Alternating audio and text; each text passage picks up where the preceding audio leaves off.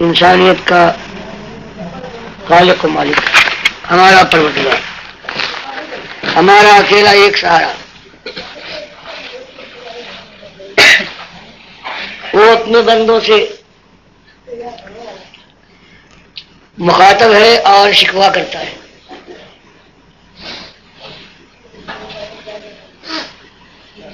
کہ میرے بندو تم کو زندگی دی، ہوش و حواس عطا فرمایا، زندگی کی حقیقت تم پر واضح فرمائی، عقل دی کہ خود سوچو، آنکھیں دی کہ برتھا کی، گوشے سنوا عطا فرمائے کہ کسی سمجھانے والے کی بات کو غور سے سن کر پھر اس سے نتیجہ اخذ کرنے کے بعد ایک نتیجے تک پہنچو۔ اس کے بعد بھی تمہارا عالم یہ ہے کہ ہمیشہ کی زندگی کو تم نے کمتر سمجھا ہے، اور یہ دنیا کی صبح شام کی چہل پہل ہے، اس کو تم نے ترجیح دی، جس کے متعلق تمہارا خود مشاہدہ اور تجربہ ہے کہ یہ دنیا کسی کا ساتھ نہیں دیتی، بڑی بے وفا ہے۔ ایک جوان رانا ہے کہ چلتے چلتے گرتا ہے اور پھر نہیں اٹھتا،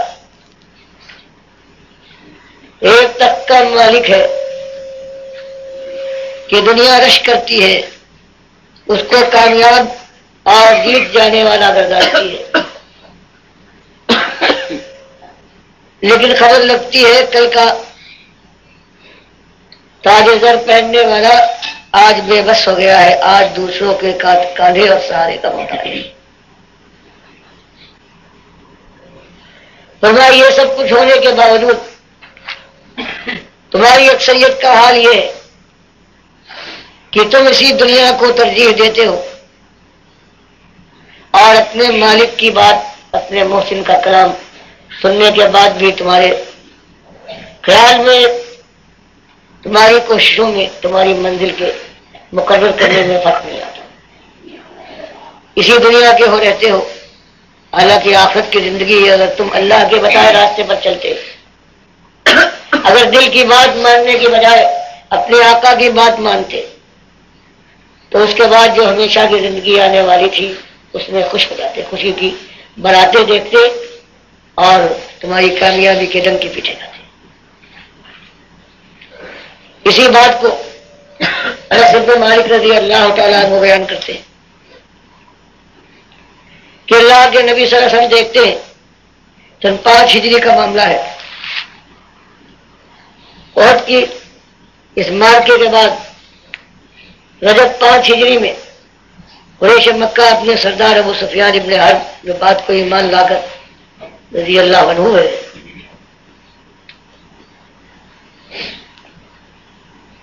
اپنے ساتھ 10,000 کا لشکر لے کر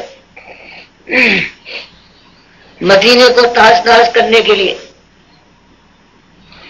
لمبا سفر طے کرتے ہیں اور قریب پہنچنے والے ہوتے ہیں مدینے کے، اور یہاں اللہ کے نبی صلی اللہ علیہ وسلم سلمان فارسی رضی اللہ تعالیٰ عنہ کے مشورے سے خندقیں کھدوا رہے ہیں، 10 ہاتھ چوڑی اور 10 ہاتھ گہری، اور خود بھی خندق کھودنے میں اپنے ساتھیوں کا ساتھ دے رہے ہیں۔ کبھی سخت مشکل آ جاتی ہے، کوئی چٹان بیچ میں حائل ہو جاتی ہے، اور ساتھی آ کر کہتے ہیں کہ ہمارے تھوڑی چٹان نہیں ٹوٹتی، اب آپ ہماری مدد فرمائیے۔ اللہ کے نبی صلی اللہ علیہ وسلم جاتے ہیں اور اس کو توڑتے ہیں، اللہ نے جو قوت دی ہے۔ اس طرح سے پیٹ پر بھوک کی سختی کو بہلانے کے لیے پیٹ پر پتھر باندھ لیے، لیکن انداز یہ ہے کہ آواز لگا رہے ہیں کہ نحن الذین بایعوا محمدا علی الجہاد ما بقی ولا بدا، کہ اللہ کی راہ میں یہ مقام تو آتے رہتے ہیں، لیکن یہ کوششیں، یہ آزمائشیں آخر ایک دن اپنے انجام کو پہنچیں گی. ایک موڑ تو آنے والا ہے، ہم اس موڑ تک پہنچنے کے لیے اللہ کے بندے بن کر دکھانا چاہتے ہیں. جو پیاس کی شدت ہے، خوف و ہراس نے ڈیرے ڈالے ہیں اور ڈرانا چاہتا ہے یہ شیطان کہ ہم اس راستے میں آگے بڑھنے سے کانپ اٹھے اور یہیں ٹھہر جائے اور اس کے بعد واپس کرو اختیار کریں. لیکن اعلان کرتے ہیں کہ ہم وہ لوگ ہیں کہ ہم نے محمد صلی اللہ علیہ وسلم کے ہاتھ کے اوپر ہاتھ مارا ہے، بیعت کی ہے کہ ہم اللہ کے دین کو سرفراز کرنے کے لیے، اللہ کی کتاب کا بول بالا کرنے کے لیے، اللہ کے وقار کو سربلند کرنے کے لیے، اللہ کے رسول صلی اللہ علیہ وسلم کی رسالت منوانے کے لیے، اللہ کی رضا کے حصول اور جہنم کی آگ سے بچنے کے لیے ہم زندگی کے آخری لمحے تک، دل کی آخری دھڑکن اور سانس کی آخری آمرت کے تک ہم اللہ کی راہ میں جہاد کرتے رہیں گے. یہ حالت آپ دیکھتے ہیں. اور اس کے بعد یہ بھی سنتے ہیں کہ ساتھی کہہ رہے ہیں کہ سامنے لشکر پڑاؤ ڈالے ہوئے ہے اور ہم جانتے ہیں کیا گزرنے والی ہے. لیکن ان کی نہ تعداد کا ہمارے اوپر کوئی اثر ہے، نہ ان کی جمعیت کا، نہ ان کے ساز و سامان کا، بلکہ ہمارا کہنا یہ ہے کہ مالک لولا انت محترم، تیرا یہ احسان، تیرا کرم ہے کہ کفر و شرک کے اندھیرے میں بھٹک رہے تھے، آگ کے الاؤ کے اندر گرنے کو بالکل تیار تھے کہ تو نے رحمت فرمائی، اپنے نبی کو مبعوث کیا، کتاب اتاری، اور اس نبی نے ہمارے اندر کھڑے ہو کر اعلان کیا کہ مسئلہ ایک ہے، نمک کھارو، تمہارا ایک آقا ہے جس کے تم نمک کھار ہو، اس کا نمک کھاتے ہو، نمک حرامی کے اوپر جمے رہنا، دیکھنا نمک حرامی نہ ہو. جو کھلاتا ہے، جس نے پیدا کیا ہے، جو زندگی کے بعد مات دے گا، جو فیصلہ کرے گا تمہاری فرما برداری یا نافرمانی کا، تو تمہارا ایک الہ ہے. تو آواز لگا رہے تھے بخاری جو شعر لاتے ہیں وہ وہی جواب مردی کے ہیں، وہ اللہ کی بندگی کے، کہ زبان پر یہ رجس جاری ہے، لولا انت مہتدینا ولا تصدقنا ولا صلینا. نہ ایمان کی توفیق ملتی، نہ صدقے کا راہ کہ راہ ہمارے سامنے روشن ہوتی، نہ نماز کی ہمیں توفیق ملتی. یہ تیرا کرم ہے مالک. اور مالک سامنے جو آئے تلکل ولا قد بغوا علینا، یہ ظالم تیری بخشش کی بعد ان کا حال یہ ہے، یہ باولے دیوانے تیری آزمائش کو یہ سمجھتے ہیں کہ تیری رضا ہے، تو نے ان کو دیا ہے تو ان کے پاس ان کے اندر کوئی خیر، کوئی خوبی، کوئی بڑائی ہے، حالانکہ تو ان کو آزما رہا ہے جیسے نہ دے کر بھی آزماتا ہے. اور ان ظالموں کا عالم یہ ہے قد بغوا علینا، انہوں نے ہمیں ہمارے اوپر دھاوا بولا ہے اور سمجھتے ہیں کہ اس تنگی اور پریشانی اور اس کمزوری کو جو اللہ نے ہمیں عطا فرمانے کے بعد ہمیں آزمائش میں ڈالا ہے، ہم اس حالت میں ان کے سامنے سپر انداز ہو جائیں گے اور اپنے دین سے دعویٰ کر لیں گے، ایمان کو دعویٰ دے جائیں گے. فرمایا عالم یہ ہے کہ یہ ہم پر دعویٰ بولتے ہیں اور ان اراد الفتنہ ابینا، اور ان یہ چاہتے ہیں کہ ہم کو فتنے میں ڈال کر اپنی طرح سے کافر و مشرک بنا لیں. ابینا، ہم انکاری ہیں لیکن مالک معاملہ سخت ہے. فانزل سکینت علینا، تو پروردگار عالم جب ان کے سامنے ہم آ جائیں تو ہمارے اوپر سکینہ نازل فرما، وثبت الاقدام اذ لاقینا، اور جب میدان میں سیاہیاں سیاہیوں سے ملنے والی ہوں، تلواریں تلواروں سے ٹکرا کر جھنکار کے ساتھ چیخ پڑنے والی ہوں، جب خون کے فوارے پھوٹے، جب دھرتی لالا رنگ بننے والی ہو اور بن جائے تو مالک ہمارے قدموں کو ثبات دینا، سر ہمارا خاکگاہ سر سے الگ ہو جائے، لیکن یہ نہ ہو مالک کہ ہم پیٹھ دکھائیں۔ تو اللہ کے نبی صلی اللہ علیہ وسلم بھی جب یہ کہتے ابینا ابینا، آپ بھی دوہراتے تھے یہ ابینا، ہم نے انکار کیا، ان کی بات نہ مانیں گے۔ یہ بخاری مسلم کی حدیث ہے۔ یہ عالم دیکھ کر اور حالات مواقع آپ نے دیکھے ہیں اللہ کے بندوں کے، دین کے علم برداروں اور باطل کو للکار کر موت کی آنکھوں میں آنکھیں ڈال کر مسکرانے والا۔ تو اس وقت وہ مشہور بات آپ کی زبان سے نکلتی ہے، اللہم لا عیش الا عیش الاخرہ، مالک تیرا کہنا سچ۔ حقیقت یہ ہے کہ زندگی تو خالص آخرت کی زندگی ہے، اور اسی کو سنوارنے اور بنانے کے لیے یہ میرے ساتھی ہے۔ یہ اس طرح سے باطل کا مقابلہ کر رہے ہیں، فخر انصار والمہاجرہ، تو میرے آقا میرے مالک، تو میرے انصار کو اور میرے مہاجروں کو جو چوٹے کھاتے ہوئے سہلاتے ہوئے منزل پر آنکھ گاڑے ہوئے بڑھتے جا رہے ہیں، کسی کی کھال ادھرتی ہے، کسی کا خون اس دھرتی کو سینچتا ہے، کسی کے پیٹ کے اوپر پتھر بندھے ہوئے ہیں، تو مالک ان کو معاف کر دے پروردگار عالم۔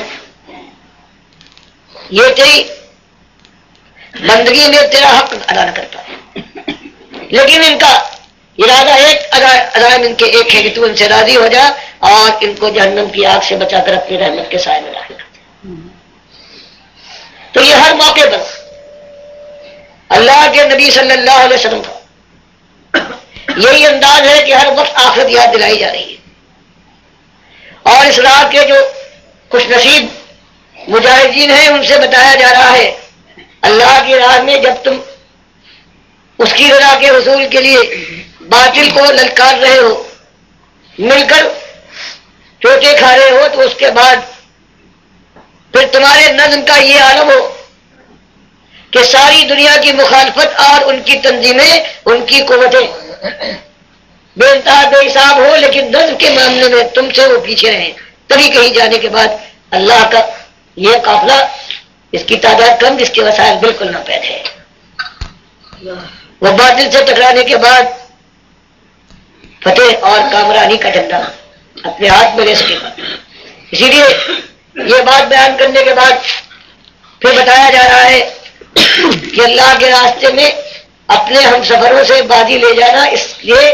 کہ تم کو کوئی بڑا مقام ملے۔ اگر تمہارے دل میں یہ خواہش ہے تو تم صحیح معنوں میں مجاہد نہیں ہو، اور تم اپنی منزل پر نہ پہنچ سکو گے، کیونکہ یہ اظہار اس بات کا ہے کہ نفس بھی تمہارے اوپر غالب ہے، دنیا تم کو بلا رہی ہے، وہ للہیت، وہ ایک انداز کہ صرف مالک راضی ہو جائے بس، یہ اگر تمہارے اندر موجود نہیں ہے، بلکہ اپنی انا بھی ہے، اپنا پندار بھی ہے، اپنے مقام کو بھی تم محفوظ رکھنا چاہتے ہو، تو اللہ کے نبی سنگی، یہ بخاری کی حدیث ہے کہ اللہ کے بندو، قال رسول اللہ صلی اللہ علیہ وسلم، ابو ہریرہ رضی اللہ تعالیٰ عنہ ارشاد فرماتے ہیں کہ کہا نبی صلی اللہ علیہ وسلم نے، تیسا عبد الدیناری وعبد الدرہمی وعبد الخمیستی،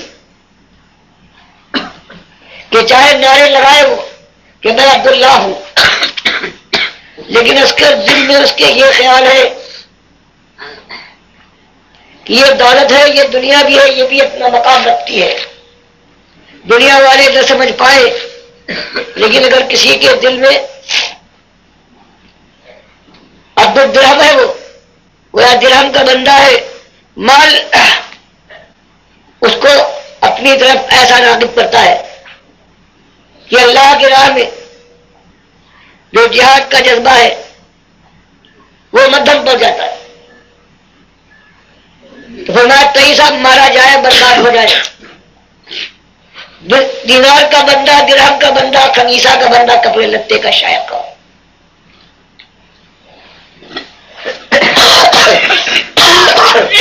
جس کا حال یہ ہے ان اوتیا رضیا بلم یوت صاحب کہ وہ شریک سفر ہے، لیکن ہر جگہ اس کی خواہش اور تمنا یہ ہے کہ مجھے مقام ملے اور آرام و آسائش ہے. اس مشکل میں جب ایسا قافلہ روانہ ہوتا ہے تو ایک ایک جگہ پر اللہ کی آزمائش ہوتی ہے. جیسے اللہ نے قرآن میں فرما دیا حج میں جا کر سب جمع ہوتے ہیں، چھوٹی سی جگہ پر ہر ایک کی آسائشیں، ارادے، خواہشات ٹکراتے ہیں. اور وہاں جتنا جدال اور آپس میں لڑائی ہوتی ہے وہ دیکھنے کے لائق ہے جو حاجی گئے ہیں. اسی لیے مالک نے جہاں منع فرمایا فلا رفث ولا فسوق ولا جدال، کہ اس حالت میں شیطان کا ایسا وار ہوتا ہے کہ گندی باتیں وہ دل کے اندر القاء کرتا ہے، اللہ کے گناہ کی طرف دعوت دیتا ہے. اور سب سے بڑی بات یہ ہے کہ چونکہ ایک جگہ پر سارے جمع ہیں اور ہر ایک چاہتا ہے کہ مجھے آرام ملے، تو جدال وہاں بہت ہوتا ہے. بہت بڑا یہ حج کے طرف جانے والے اور حاجیوں میں ہوتی ہے. اسی طرح سے اللہ کے راہ کے یہ راہی، یہ مجاہدین ہیں، ان کو ہوشیار کیا گیا ہے. جنہوں ہوشیار رہو، اگر کہیں دنیا داری اس کے اندر نفس کی خواہشات کو غلبہ حاصل ہو جائے تو تمہارا یہ سارا جہاد، سارے اذان تمہارے اللہ کی بارگاہ میں نہ مقبولی نہیں، تمہارے سارے عمل کو پھینک مارا جائے گا تمہارے منہ پر. تمہاری جس کی خواہش یہ ہو کہ جا بھی رہا ہے اللہ کی رضا کے لیے، اور اگر کچھ کو آسانی مل جائے، کوئی مقام مل جائے، کوئی سرداری ہے، چلو پیسہ نہ صحیح تو خوش، اور اس کو اگر یہ مقام نہ دیا جائے تو ناراض. تو مالک کے نبی صلی اللہ علیہ وسلم وہاں اس کے لیے بددعا کر رہے ہیں. پھر کہتے ہیں تیسا بن تکسا ویدا شیکا فلن تکشا، کہ مارا جائے، برباد ہو جائے یہ ظالم، اور اس کے اگر اسلام میں چلتے ہوئے کانٹا لگ جائے تو نہ نکالا جائے. پھر میں ایک طرف اللہ ہی جانتا ہے، قافلے میں اللہ نہ کرے لیکن ایسا ہو سکتا ہے. فرمایا اس کے مقابلے میں توبہ، مبارکبادی ایک دن اس بندے کے لیے، آخر دن کہ جس کا حال یہ ہے وہ پکڑے ہوئے بے انان فرسی فی سبیل اللہ، کہ جہاد کے لیے اللہ کی راہ میں سرفروشی کے لیے اس کا ہاتھ، اگر امیر کی طرف سے گھوڑا ملا ہے یہ اللہ نے جہاد کے لیے اس کو یہ سامان دیا ہے، غریب ہے لیکن جذبے حق کے لیے اللہ کی راہ میں دین برحق کو قائم کرنے کے لیے اس نے یہ انتظام کیا ہے، پیٹ کاٹا ہے، بال بچوں کو ان کی روٹی سے محروم کیا ہے، اور اللہ کے دین کی سربلندی اور اپنی جان کو آپ سے بدل کر اللہ کی راہ میں شہادت کی طرف لے جانے والا. فرماتے ہیں گھوڑے کے لگام پر ہاتھ ڈالے ہوئے ہے اشسا، اور حالت کیا ہے؟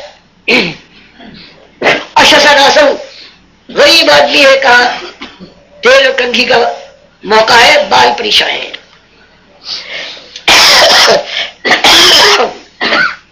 مقبتاً قدمہ، اور اس کے دونوں پیر گرد آلود ہیں، صفائی اور ستھرائی کا موقع نہیں ہے. اور لیکن عالم یہ ہے کہ اس کو سوائے اللہ کی رضا کے حصول کے لیے جس کام، کوئی اور غرض نہیں، جس طرف کہہ دیا جائے، اس سے جس کام پہ لگا دیا جائے. اگر کہا جائے امکان فی الحراست ہی، امکان فی الحراست، فرمایا نہیں جنگ نہیں تم کرو گے، تمہاری ڈیوٹی یہ ہے بس پوری فوج کی تم نگرانی کرو گے، کوئی گری پڑی چیز ہوگی تم اسے سنبھال کر رکھو گے اور پہنچاؤ گے تاکہ اس کے مالک پہ واپس کی جائے، تم کو جنگ کا موقع نہیں دیا جائے، تمہاری پوشن نہیں۔ تو میں کان پہ ہراسا خوش دلی کے ساتھ ہزارے گھوڑے کی لگام پر اس کا ہاتھ تھا، لیکن اگر امیر کی طرف سے ان کا یہ انتظام ہے وہ کہتے نہیں تم سے یہ کام لیا جائے، کہتا ہے کارو بھی ہراسا کھلے دل کے ساتھ، بالکل خوش دلی کے ساتھ، کسی مقام اور سرداری کے لیے نہیں، یہ حکم دیا گیا ہے تو بس اس کو بجا لاؤ۔ اور کہا جائے کہ نہیں وہ کان فی الساق کا، کان فی الساق کا، کہ تم سے کوئی مطلب نہیں، حفاظت بھی نہیں۔ اب یہ اللہ کا یہ قافلہ، یہ اللہ کے بندوں کی یہ جماعت آگے بڑھ رہی ہے، تمہارا کام یہ ہے کہ تم پیچھے دیکھتے رہو، جو گری پڑی چیز ان سے رہ جائے، کوئی بھول جائے، یہ سب جمع کرو اور پہنچاؤ۔ فرمایا خوش دلی کے ساتھ وہ یہ ڈیوٹی انجام دیتا ہے، اور اس کا حال یہ کہ استعمال لم یوز اللہ کہ دنیا داروں کی محفلوں میں اگر جانا چاہے تو اس کی صورت، اس کی شکل، اس کا انداز ایسا ہے کہ دربان جو محفل سے اور مجلس سے باہر دربانی کر رہے ہیں وہ صورت دیکھ کر کہے کہ نہیں تم اندر داخل نہیں ہو سکتے، اپنی صورت دیکھ کر آؤ آئینے میں۔ اور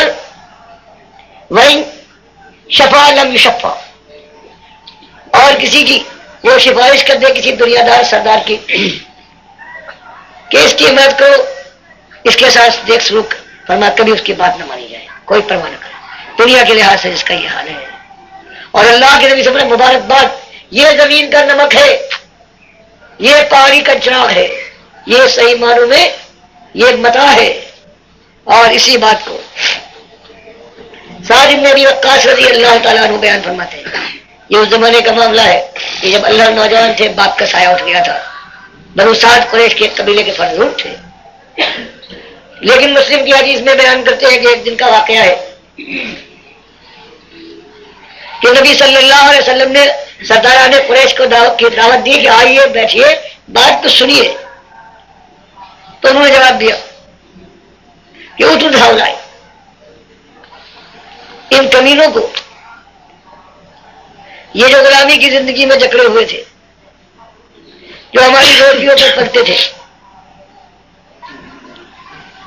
آپ کو ہر وقت گھیرے رہتے ہیں، اٹھو دھاؤ، ان کو نکالیے اپنی محفل سے، لا یشتریون علینا، اس وقت آپ بلا رہے ہیں یہ سارے بیٹھے ہیں کمینے، ان کی کوئی دنیاوی حیثیت نہیں ہے،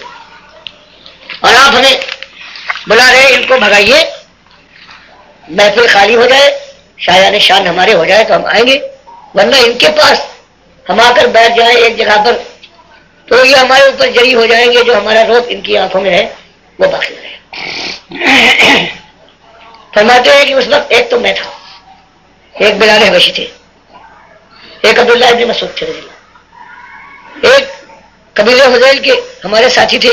اور دو حضرات ایسے ہیں کہ جن کا میں نام لینا نہیں چاہتا۔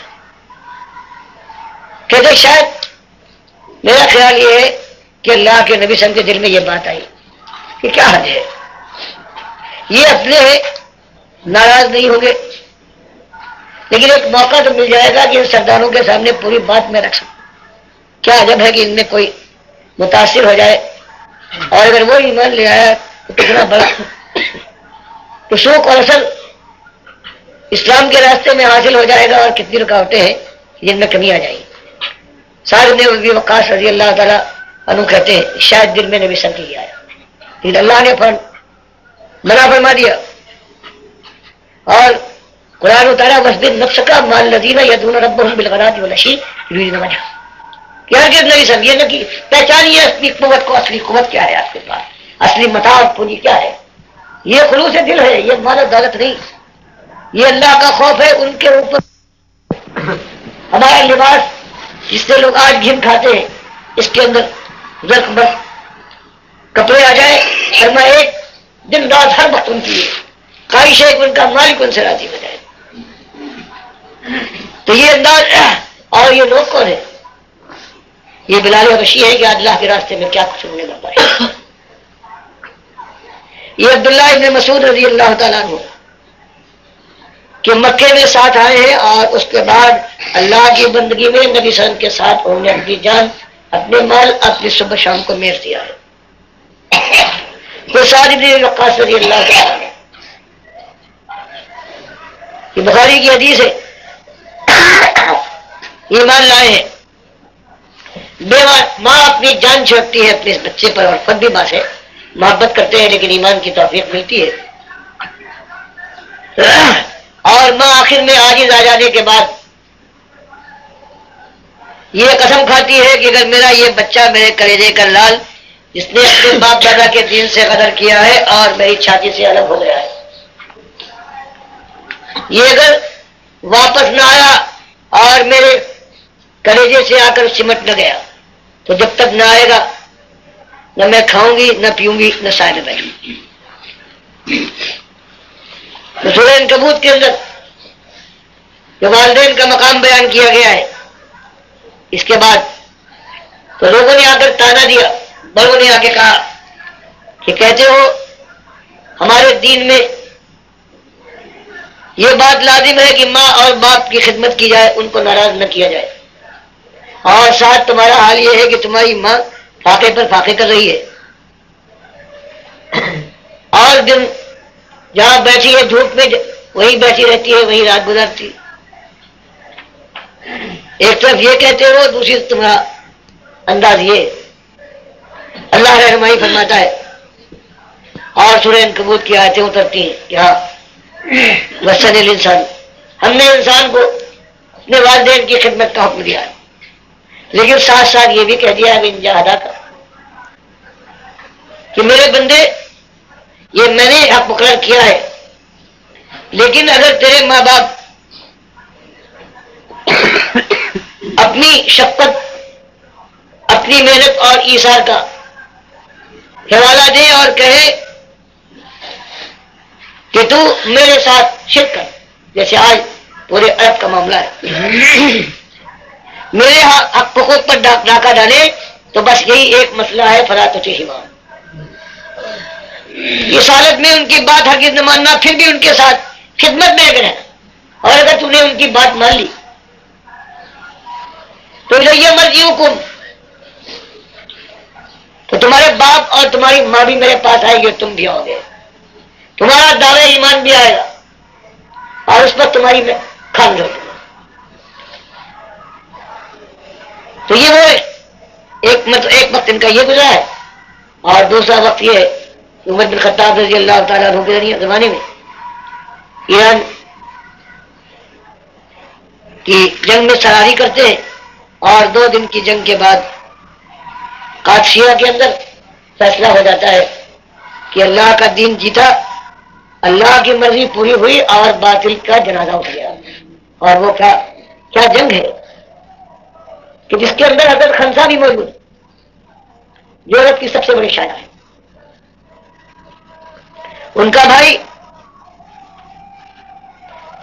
قتل کر دیا گیا جاہلیت میں. ایسا انہوں نے مرثیہ بلک کہا ہے کہ عرب کے شعراء شذت رہ گئے. اوکاز کے میلے میں جہاں شعراء کا علاقہ ہوتا تھا سب سے اونچا ان کا جھنڈا ہوتا تھا اور اللہ نے یہ توفیق دی ایسی عمر دی کہ نبی صلی اللہ علیہ وسلم کا زمانہ بھی پایا. مدینے آئی نبی صلی اللہ علیہ وسلم کو دیکھا بھی بیعت بھی کی اور نبی صلی اللہ علیہ وسلم کی بات کرتے دیکھا جو عائشہ بیان فرماتی ہیں زبانی ہوا کرتا تھا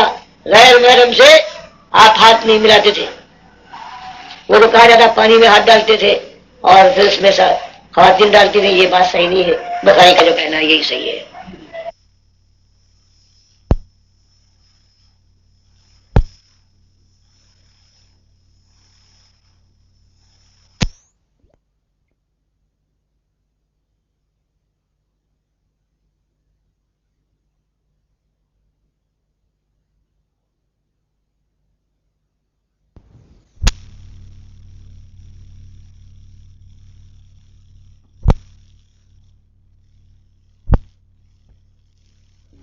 کہ نبی صلی اللہ علیہ وسلم کا زمانہ بھی پایا.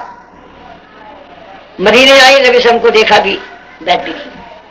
اور نبی وسلم کی بات کا طریقہ جو عائشہ بیان فرماتی ہیں زبانی ہوا کرتا تھا، غیر محرم سے آپ ہاتھ نہیں ملاتے تھے، وہ تو کہا جاتا پانی میں ہاتھ ڈالتے تھے اور پھر اس میں خواتین ڈالتی تھی، یہ بات صحیح نہیں ہے، بخاری کا جو کہنا ہے یہی صحیح ہے۔ اور اس کے بعد پھر یہ میدان جنگ کا انداز دیکھنے کے لیے اور اپنے بچوں کا ساتھ دینے کے لیے جب قادسیہ کی جنگ ہوئی ہے تو چاروں بچے جو اس بیوہ کی پوری کائنات تھے اس دنیا میں، انہوں نے کہا روز مارا کہ اب اس جنگ میں ہمیں شریک ہونا ہے، اپنی ماں کو بھی لے گئے۔ اور جب جنگ شروع ہونے والی ہوئی تو اپنی ماں کو سلام کر کے رخصت ہونے کے لیے پہنچے تو ماں نے ٹھہرایا ہے اور کہا ہے، شاعرہ تھی، سب سے بڑی شاعرہ کہلاتی، عربی میں فوراً شعر کہے کہ میرے پیارے بچوں، تم اپنے ملک عرب کو دو گھر نہ تھے اور میں تم پر قہر پا تھا، پھر بھی تم اپنی کون سال بوڑھی ماں کو لائے اور تم نے فارس کے آگے کھڑا کر دیا۔ چلو میرے بچوں، جس طرح تم ایک ماں کی اولاد ہو، ایک باپ کی طرح، میں نے تمہارے باپ سے بددیانتی اور خیانت نہیں کی اور میں تمہارے ماموں کو رسوا کیا، جاؤ اللہ کی راہ میں آخری وقت تک جنگ کرو۔ انہوں نے گھوڑے اڑائے اور دشمن پر پھان پڑے، دعا کی مالک تو ان کا حل ہونا چاہیے۔ 2 دن کے اتار چڑھاؤ کے بعد، جن کے اندر عبداللہ ابن ام مکتوم رضی اللہ تعالیٰ عنہ بھی شہید تھے، اب صلوات اللہ علیہ، درخواست کی تھی کہ بھائیو میرے لیے ایک امکان پیدا کرو شہادت کا، تمہارے لیے تو ہر وقت موقع ہے، اور جھنڈا میرے ہاتھ میں دے دو تاکہ سارے دشمن مجھ پر حملہ آور ہو، مجھ سے خطرہ نہیں ہے کہ میں بھاگوں گا، میں پیچھے بھاگ سکتا ہوں، اندھا ہوں، نہ آگے جا سکتا۔ تو اس طرح سے ان کی درخواست منظور کی ہے، اور 2 دن کے اتار چڑھاؤ کے بعد جب وہ شہادت کی تمنا کو پورا کر پائے تو ان حضرت خنسا کو خبر دی گئی کہ اللہ نے مسلمانوں کو فتح دی، رستم مارا گیا اور بی بی تمہارے چاروں بیٹے اللہ کی راہ میں شہید ہوئے۔ یہ سننے کے بعد بے ساختہ ان کی زبان سے نکلتا ہے کہ الحمدللہ الذی شرفنی بقتلہ، کہ مالک تیری حمد و ثنا ہے، تیرا کرم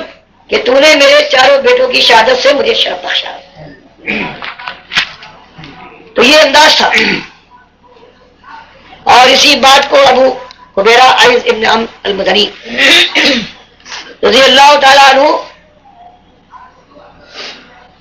جو بیعت رضوان میں شریک تھے وہ بیان کرتے ہیں کہ بیعت رضوان کے بعد صلح حدیبیہ ہوئی، 10 سال کے لیے طے ہوا کہ اب مسلمانوں اور قریش مکہ اور ان کے جو حلیف قبیلے ہیں ان کے درمیان جنگ ہوئی۔ 2 سال تو ان کفار نے برداشت کیا، لیکن 2 سال میں جب میل ملاپ ہوا ہے، خرید و فروخت ہوئی ہے، بات چیت ہوئی ہے، جنگ کا سما ختم ہوا ہے، تو اتنے ایمان لائے ہیں اللہ کے بندے کہ جو 19 سال ہو گئے تھے ان میں نہیں لائے، وہ 2 سال کے اندر۔ لیکن ان ظالموں نے، قریش نے اور بنو بکر نے، موقع کو غنیمت سمجھنے کے بعد کہ سب امن سے بنو خدا ہے، اس کے کچھ جو مسلمانوں کی طرف سے مل کر اس معاہدے میں شامل تھا اس کے اوپر شب خون مارا ہے، بے حساب ان کے آدمیوں کو قد کر ڈالا ہے۔ انہوں نے آگے فریاد کی کہ ہم آپ کے ساتھ مل کر اس معاہدے کے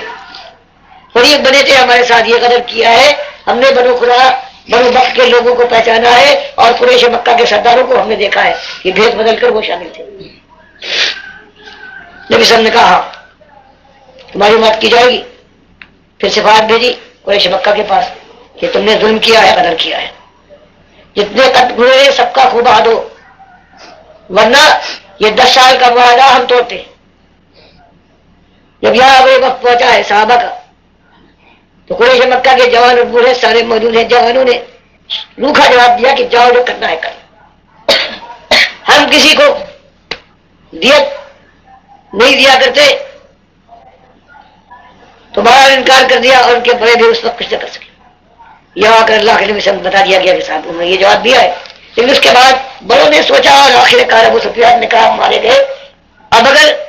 یہ معاہدہ ٹوٹ گیا تو اب اتنے مسلمانوں کی جمعیت ہے کہ ہم ان کا مقابلہ نہ کر پائیں گے. تو درخواست کر کے امن کا پروانہ لے کر مدینے پہنچے اور پھر اللہ کے نبی صلی اللہ علیہ وسلم کے خلیل سے کہا انہوں نے کہ آپ بیچ میں پڑھنے کے بعد اس معاہدے کی تجدید کر دیجیے تو آنا چاہیے. ہم نے غدر کیا ہے, ہم پشیمان ہیں, دیت دیں گے. تو ابو بکر جانتے ہیں کہ معاملہ طے کر لیا ہے, انکار کر دیا کہ میں سفارش کرنے کو تیار ہوں. عمر رضی اللہ تعالیٰ عنہ سے یہ کہا, انہوں نے انکار کیا. علی رضی اللہ تعالیٰ کو بیچ میں ڈالنا چاہا, انہوں نے انکار کیا. اپنی بیٹی ام حبیبہ رضی اللہ تعالیٰ عنہ وہ نبی صلی اللہ علیہ وسلم کے نکاح میں ان کے گھر میں موجود تھی, جو ہجرت کر کے گئی تھی اپنے شوہر بد نصیب عبید اللہ ابن جہش کے ساتھ, جو پہلے نبی صلی اللہ علیہ وسلم کی نبوت سے پہلے بدروں کا انکاری تھا. اپنے ماؤزاد بہن بھائی نبی صلی اللہ علیہ وسلم کے اطاعت کے بعد ایمان لایا, چھوٹے کھائی, ہجرت کر کے حبش پہنچا اور پرانی وہ عادت جو شراب کی تھی وہ وہاں عیسائیوں کے ساتھ پھنسنے کے بعد پھر شراب پینا شروع, مرتد ہو گیا, عیسائی بنا اور مسلمانوں اپنے ساتھیوں کے سامنے گزرتا تھا. اب کہتا تھا کہ افسرنا و ساتھ ہوں, یہ ہم کو تو حقیقت بدل آ گئی اور تم کتوں کے بچوں کی طرح سے ابھی آگے بند کی ہو. لیکن عیسائیوں کی وہ حکومت تھی, اللہ نے اس کو مار دی اور نجاشی جو واقعہ حکمران تھا اللہ نے اس کو توفیق بخشی. پھر عدت گزرنے کے بعد نبی صاحب سے اجازت منگوائی بادشاہ نے, اور ام حبیبہ رضی اللہ تعالیٰ جو اس کے نکاح میں تھی,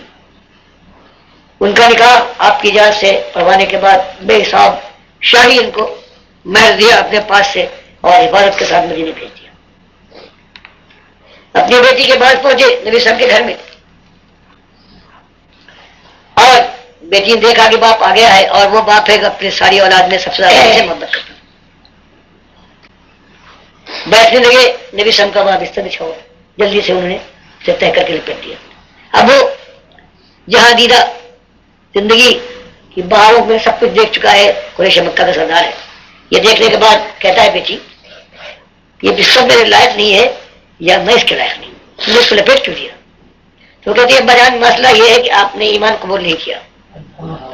اور یہ نبی صاحب کا بستر ہے, تو اصلی بات یہ ہے کہ آپ اس کے لائق نہیں ہیں. تو وہ تعبل والا اور تو انہوں نے جواب دیا کہ بیٹی مجھ سے جدا ہونے کے بعد تم بہت بدل گئی ہو. ان کو بیچ میں ڈالا, انہوں نے کہا یہ میرے بس کی بات نہیں ہے. تو خود مدینہ نبی میں اعلان کر کے کہ میں نے مدت بہادی بھائی 8 سال کی تھی اور اس کی تجدید کی. اس زمانے میں وہ ایک راستے میں چل رہے تھے اور مسلم روایت کرتے کہ وہاں بلال, وہاں سہیب, سلمان اور مسلمانوں کی ایک جماعت بیٹھی ہوئی تھی, اور اس اللہ کے اس وقت کی دشمن کو انہوں نے دیکھا ہے اور کلیجہ محسوس کر رہے گئے کہ اسی ظالم کی وجہ سے بدر ہوئی, احد میں یہ آیا, اتنے شہید ہوئے, خندق میں 10,000 کو یہ لایا, صلح حدیبیہ آئے, اس نے داخل ہونے نہیں دیا اور آج کس ہم سے گھوم رہا ہے. تو ان کی زبان سے نکلا ما خدا من سویف اللہ من عدو اللہ ما خدا. اللہ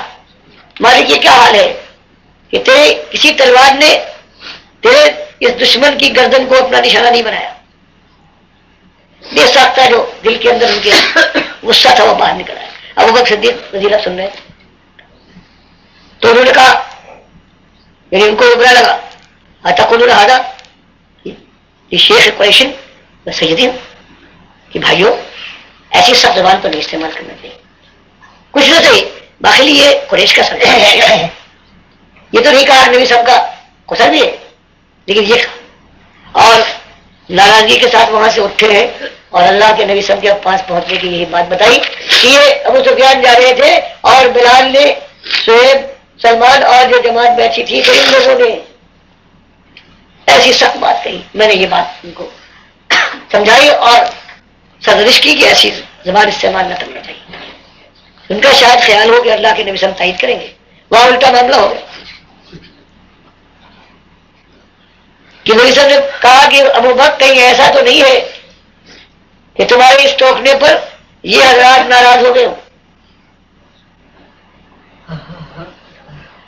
سن لو, اگر ابو بکر اگر کہیں تم نے ان کو ناراض کر دیا, ان کی ناراضگی کے معنی یہ ہے تم نے اپنے مالک کو ناراض کر دیا. یہ سننے کے بعد واپس دوڑتے ہیں اور دور سے پکارتے ہیں یا بتاؤ اے میرے پیارے بھائیوں آپ جب تم کہیں میں تم کو غصہ میں دلا دیا ٹھوکا تھا میرے وہ سمجھ کے معافی مانگ رہے ہیں کہیں نہیں تم کو اللہ معاف کرے ہم نے تو معاف کر دیا. تو یہ انداز ہے اللہ کے دین کا اللہ کے بندوں کا. یہ مال دولت کی یہاں قیمت نہیں ہے شکل و صورت کوئی نسب اور حسب کا یہاں پر یہاں وہی خلوص ہے کہ اللہ کی راہ میں اپنے کو بندہ سمجھتے ہوئے جو اللہ کی راہ میں سب کچھ نیت دے جس خلوص کے ساتھ تو یہ آپ سے اپنے نفس سے اور ساری دنیا سے یہی کہنا ہے کہ اللہ کے بندوں چند دنوں کی زندگی ہے اور اس کے بعد ہمیشہ کی زندگی کا دور آنے والا ہے. اسے حاصل کرو اور کسی اور چیز کو اپنا معیار پیمانہ نہ بناؤ. بس ان اکرمکم عند اللہ اتقاکم. اور اسی لیے عمر بن خطاب بخاری میں آتا ہے کہ بلال حبشی رضی اللہ تعالیٰ عنہ کو دیکھتے تھے اپنی خلافت کے زمانے میں کہ اب مشرق اور مغرب کے خزانے ان کے قدموں کے آگے ڈال دیے جاتے تھے. گئے تھے بلال سیدنا آتق ہو سیدنا بلال ہمارے سید و سردار ہیں اور ہمارے دوسرے سردار ابو بکر نے ان کو غلامی کی زنجیروں سے آزاد کروایا. تو یہ ایمان کا انداز یہ ہے. اگر یہ قرآن و حدیث کا یہ معیار باقی رہا اور اللہ کی راہ میں جو ذمہ داری ڈالی گئی اس کو خوش دلی کے ساتھ بغیر دل کے اندر کوئی کلہن کے اسے اختیار کیا گیا اور ہر جگہ اپنے نفس کی بجائے اپنے بھائیوں کو ترجیح دی گئی. وَيُؤْثِرُونَ عَلَىٰ أَنفُسِهِمْ وَلَوْ كَانَ بِهِمْ خَصَاصَةٌ. اگر ایمان یہ کیفیت پیدا کر دے کہ بھوک اور پیاس میں انسان بلک رہا ایک روٹی مل جائے تو وہ کہے پہلے اپنے اپنے بچوں کو نہیں بلکہ یہ بھائی ہے پہلے یہ کھائے گا پھر اسے نبی صاحب فرماتے ہیں کہ اور جو سردار ہوتے وہ آقا ہوتے لیکن سید القوم خادمہم. تم اگر تم کو ذمہ داری دی گئی ہے کہ تم لوگوں کو بتاؤ کیا کرنا ہے تم اس کے آقا نہیں خادم ہو. اور جب کھانے پینے اور کا معاملہ آ جائے تو فرمایا ساقی القوم آخرہم شربا. یہ نہیں کھانے پینے کا کوئی اور چیز ہو تو سب سے پہلے معلوم ہوا کہ یہ حضرات یہاں کے امیر ہے یہ ناظم صاحب ہے یہ سب سے پہلے بہترین جگہ کھانے کی بھی پینے کی بھی رہنے کی بھی اٹھنے بیٹھنے کی یہ فوراً قبول کر لی اور اس کے بعد کہا نہیں تمہاری ذمہ داری یہ ہے کھانے پینے کی چیز ہو چائے پلا رہے ہو تو آخر میں تم سب سے پیو گے. جیسے نبی صلی اللہ علیہ وسلم نے جب اصحاب صفہ کے فاقہ مستوں کو جو اللہ کے جنتوں کے ایسے شاعر تھے جب ابو ہریرہ رضی اللہ تعالیٰ عنہ روایت آتی ہے کہ بھوک سے بے قرار تھا مجھ سے کہا کہ جاؤ بلا لاؤ اصحاب صفہ کو ایک گلاس پھر اللہ نے موزانہ برکت دی تو سب کو میں نے پلایا. پھر نبی صاحب نے فرمایا کہ اب تم پیو اور آخر میں آپ نے یہی آپ کا انداز تھا. تو اس پورے اس کام کو اگر اس طریقے پر لے چلنا ہے کہ چاہے اپنی آنکھوں سے اسلام کی کامیابی نہ دیکھ سکے لیکن قرآن و حدیث کے بتائے ہوئے طریقے پر ہمیں موت آ جائے اللہ تو اللہ ہماری کامیابی ہے. اور اگر ہم نے کہیں کسی ایک مقام پر اللہ کے نبی صاحب کے طریقے میں ذرہ برابر کوئی فرق کیا تو اس کے بعد بربادی ہے اور سب کچھ ہم غلط کرتا ہے. اللہ سب کو توفیق دے پائے. میں بوڑھے کو جو کل ہو سکتا ہے آج اٹھنے والا ہے باقی اعتبار تو کسی کی زندگی نہیں تو مالک ایمان کے ساتھ پروردگار اپنے پاس بلائے اور وہ جہنم کی آگ پروردگار دور کر دے. مالک مجھ سے آپ سے میری اولادوں سے آپ اور ساری دنیا کو اللہ بچا لے. واستغفر اللہ لی ولکم انسانیت کا خالق و مالک ہمارا پروردگار ہمارا اکیلا ایک سہارا وہ اپنے بندوں سے مخاطب ہے اور شکوہ کرتا ہے.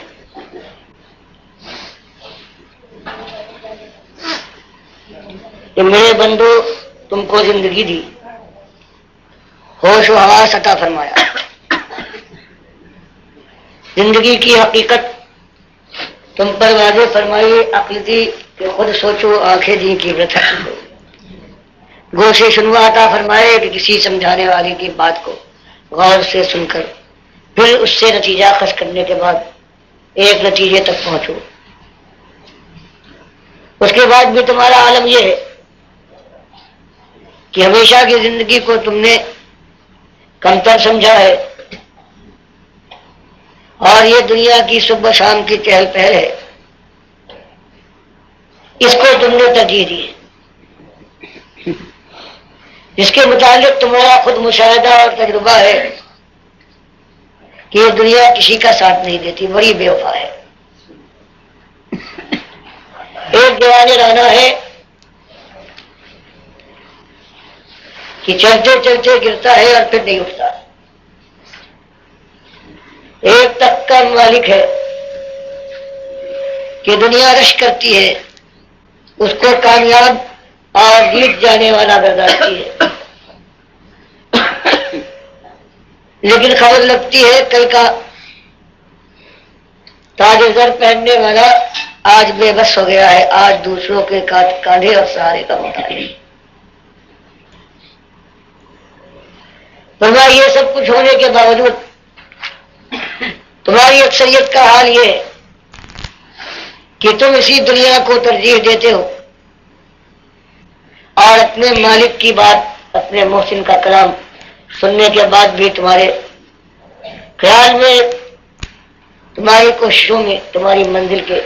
مقرر کرنے میں فرق نہیں آتا، اسی دنیا کے ہو رہتے ہو۔ حالانکہ آخرت کی زندگی ہے، اگر تم اللہ کے بتائے راستے پر چلتے، اگر دل کی بات ماننے کے بجائے اپنے آقا کی بات مانتے،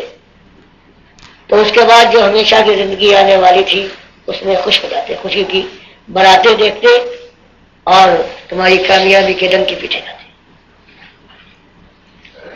اسی بات کو انس بن مالک رضی اللہ تعالیٰ عنہ بیان کرتے ہیں کہ اللہ کے نبی صلی اللہ علیہ وسلم دیکھتے ہیں،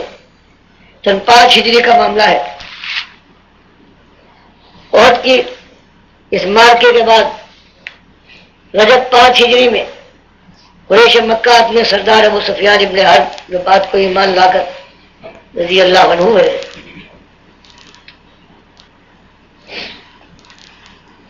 اپنے ساتھ 10,000 کا لشکر لے کر مدینے کو تاش ناش کرنے کے لیے لمبا سفر طے کرتے ہیں اور قریب پہنچنے والے ہوتے ہیں مدینے کے، اور یہاں اللہ کے نبی صلی اللہ علیہ وسلم سلمان فارسی رضی اللہ تعالیٰ عنہ کے مشورے سے خندقیں کھدوا رہے ہیں، 10 ہاتھ چوڑی اور 10 ہاتھ گہری، اور خود بھی خندق کھودنے میں اپنے ساتھیوں کا ساتھ دے رہے ہیں۔ کبھی سخت مشکل آ جاتی ہے، کوئی چٹان بیچ میں حائل ہو جاتی ہے، اور ساتھی آ کر کہتے ہیں کہ ہمارے تھوڑی چٹان نہیں ٹوٹتی، اب آپ ہماری مدد فرمائیے۔ اللہ کے نبی سے جاتے ہیں اور اس کو توڑتے ہیں، اللہ نے جو قوت دی ہے۔ اس طرح سے پیٹ پر بھوک کی سختی کو بہلانے کے لیے پیٹ پر پتھر باندھ لیے، لیکن انداز یہ ہے کہ آواز لگا رہے ہیں کہ نحن الذین بايعوا محمدا علی الجہاد ما بقینا ابدا، کہ اللہ کی راہ میں یہ مقام تو آتے رہتے ہیں، لیکن یہ کوششیں، یہ آزمائشیں آخر ایک دن اپنے انجام کو پہنچیں گی، ایک موڑ تو آنے والا ہے، ہم اس موڑ تک پہنچنے کے لیے اللہ کے بندے بن کر دکھانا چاہتے ہیں۔ بھوک اور پیاس کی شدت ہے، خوف و ہراس نے ڈیرے ڈالے ہیں اور ڈرانا چاہتا ہے یہ شیطان کہ ہم اس راستے میں آگے بڑھنے سے کانپ اٹھے اور یہی ٹھہر جائے اور اس کے بعد واپس کرو اختیار کریں، لیکن اعلان کرتے ہیں کہ ہم وہ لوگ ہیں کہ ہم نے محمد صلی اللہ علیہ وسلم کے ہاتھ کے اوپر ہاتھ مارا ہے، بیعت کی ہے کہ ہم اللہ کے دین کو سرفراز کرنے کے لیے، اللہ کی کتاب کا بول بالا کرنے کے لیے، اللہ کے وقار کو سربلند کرنے کے لیے، اللہ کے رسول صلی اللہ علیہ وسلم کی رسالت منوانے کے لیے،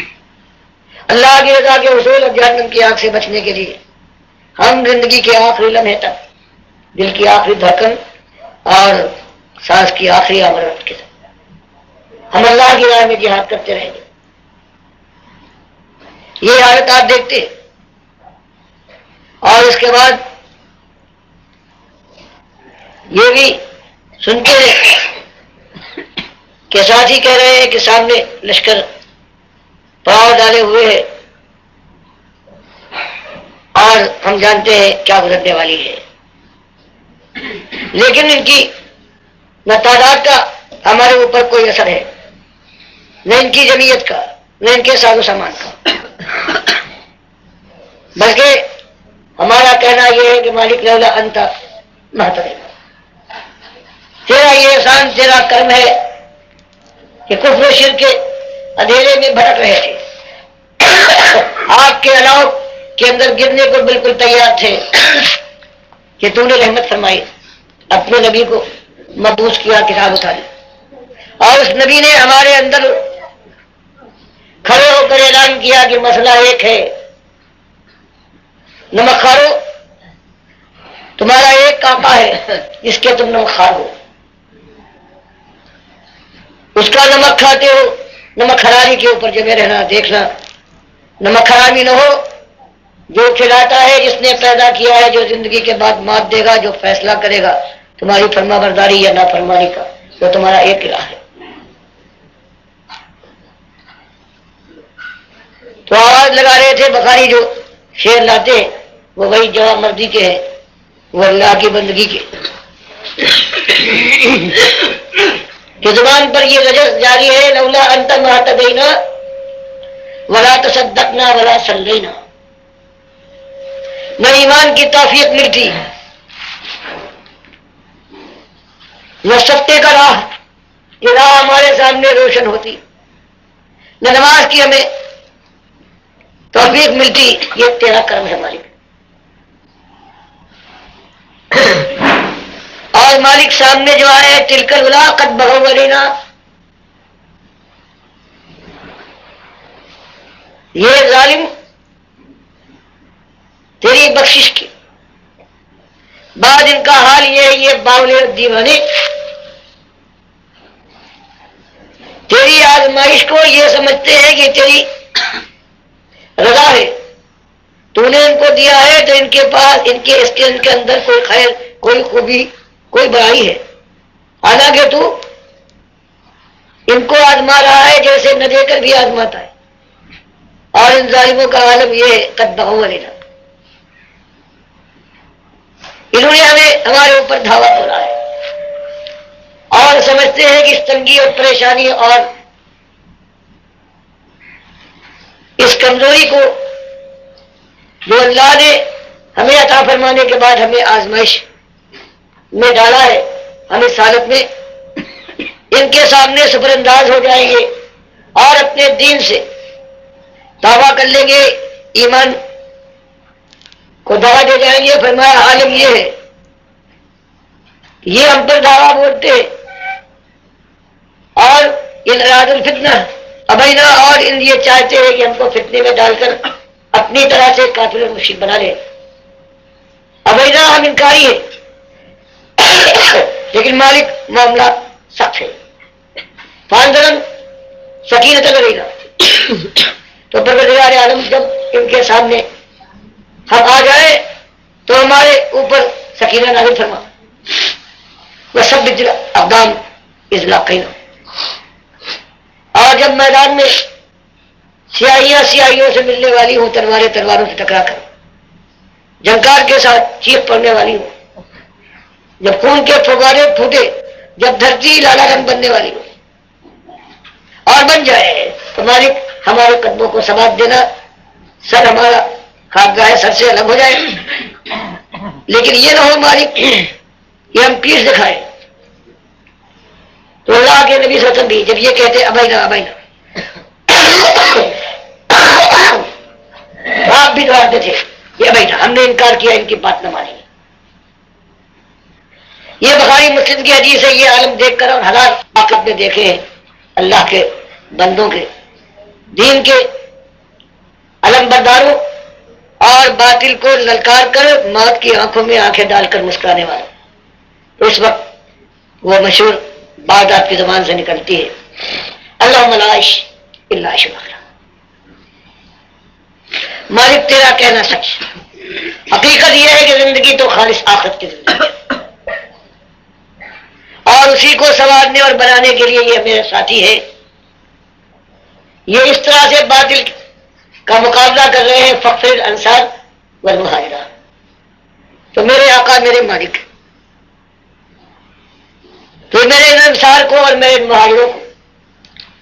جو چوٹے کھاتے ہوئے سہلاتے ہوئے منزل پر آنکھ گاڑے ہوئے بڑھتے جا رہے ہیں، کسی کی کھال ادھرتی ہے، کسی کا خون اس دھرتی کو سینچتا ہے، کسی کے پیٹ کے اوپر پتھر بندھے ہوئے ہیں، تو میں ان کو کر دے پروردگار عالم، یہ تیری بندگی میں تیرا حق ادا نہ کرتا ہے، لیکن ان کا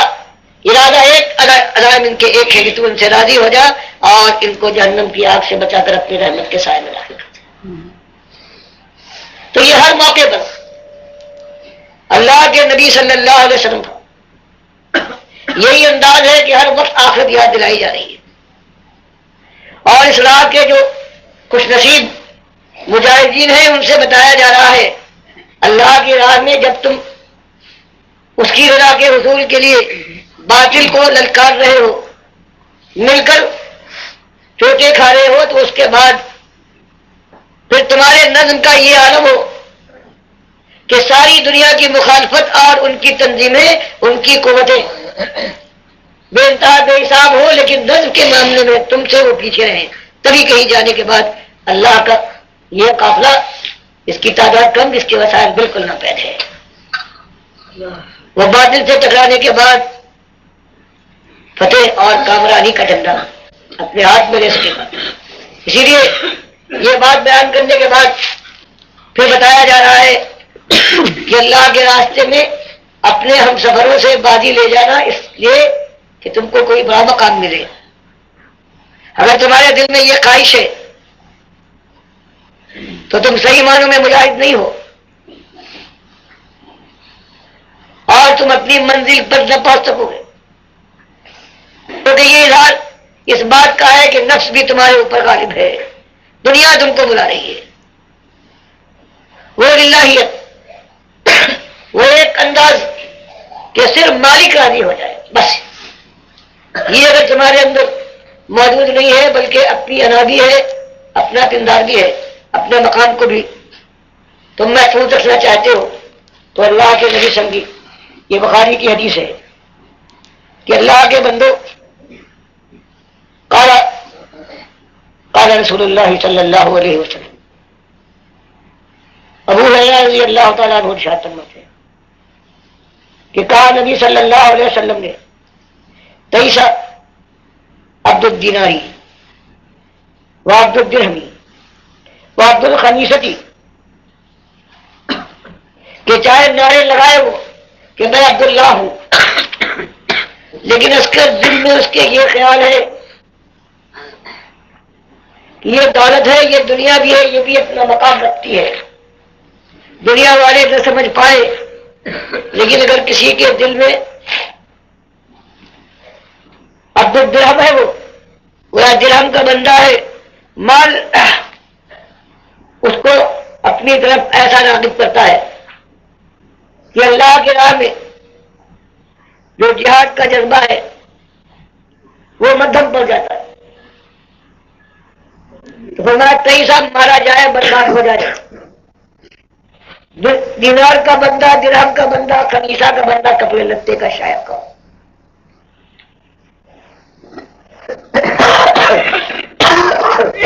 جس کا حال یہ ہے